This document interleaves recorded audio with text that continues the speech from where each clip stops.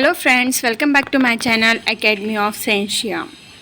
तो हम लोग जो है स्टडी कर चुके थे लेमार्किज्म की थ्योरी तक, जिराफ का एक एग्जाम्पल पढ़ चुके थे।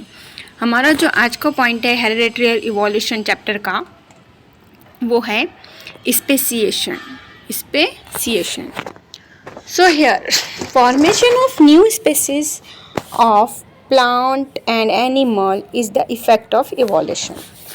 यानी कि जो प्लांट और एनिमल की न्यू स्पेसीज फॉर्म होती है, कहाँ से? एंसेस्ट्री स्पेसीज से या ओल्ड स्पेसीज से, जो न्यू जनरेशन न्यू कैरेक्टर के साथ फॉर्म होते हैं due to evolution is called as the speciation. So species is the group of organisms that can produce fertile individual through natural reproduction. कि species is the group of organism. Species के meaning क्या है? अ group of organism. एक organism के group को हम क्या बोल सकते हैं? स्पेसीज बोलते हैं.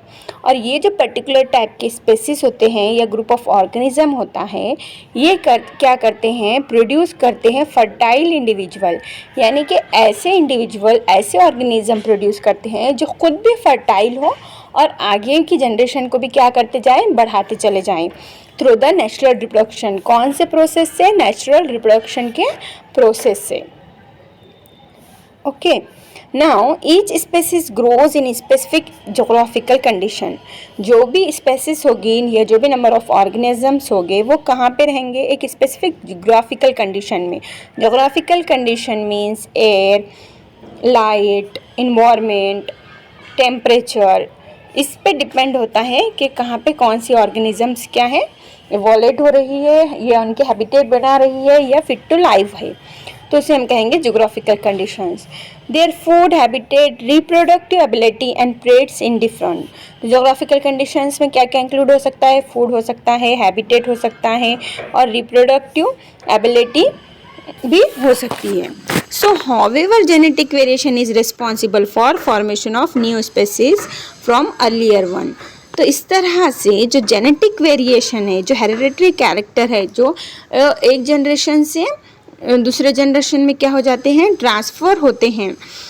सो हाउएवर, तो जेनेटिक वेरिएशन इज़ रिस्पॉन्सिबल. तो इस तरह की जो जेनेटिक वेराइटीज़ होती है वो रिस्पॉन्सिबल होती है किसके लिए? न्यू स्पेसीज़ के लिए.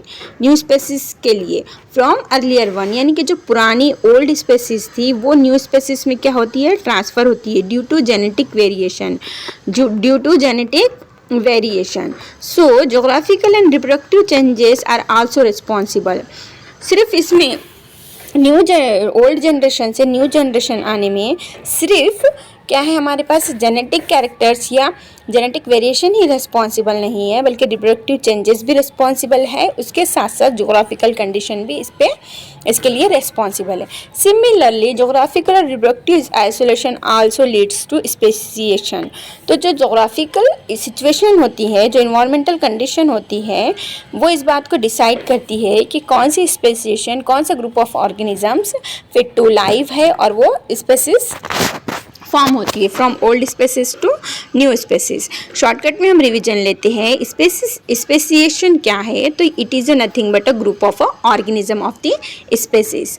तो अलग अलग ग्रुप, जो ऑर्गेनिज्म का जो एक अलग अलग ग्रुप फॉर्म होता है उसको हम बोलते हैं स्पेसिएशन. और ये स्पेसिएशन किस किस पे डिपेंड होता है? तो ये डिपेंड होता है जेनेटिक वेरिएशन पे, इन्वायरमेंटल कंडीशन पे, जोग्राफिकल कंडीशन पे और रिप्रोडक्टिव सिस्टम पे, जो कि नेचुरल सिलेक्शन के थ्रू होती है. ये इसके मेन पॉइंट्स है.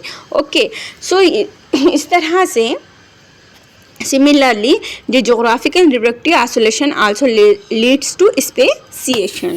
तो यहाँ पे हमारा स्पेसिएशन का पॉइंट क्या होता है? कंप्लीट होता है. अब हम नेक्स्ट पॉइंट की तरफ बढ़ते हैं. नेक्स्ट पॉइंट जो है हमारा है वो है ह्यूमन इवोल्यूशन.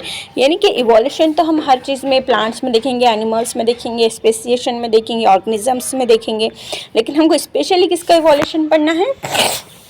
ह्यूमन इवोल्यूशन पढ़ना है. क्या पढ़ना है? Human evolution. तो ह्यूमन इवोल्यूशन को समझने के लिए पहले हम क्या करते हैं? एक फिगर देख लेते हैं. क्या कर लेते हैं? एक फिगर देख लेते हैं.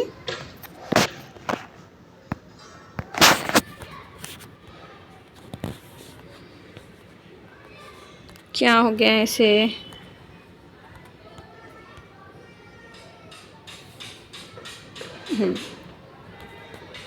तो देखिए पहले ये फिगर देखते हैं हम।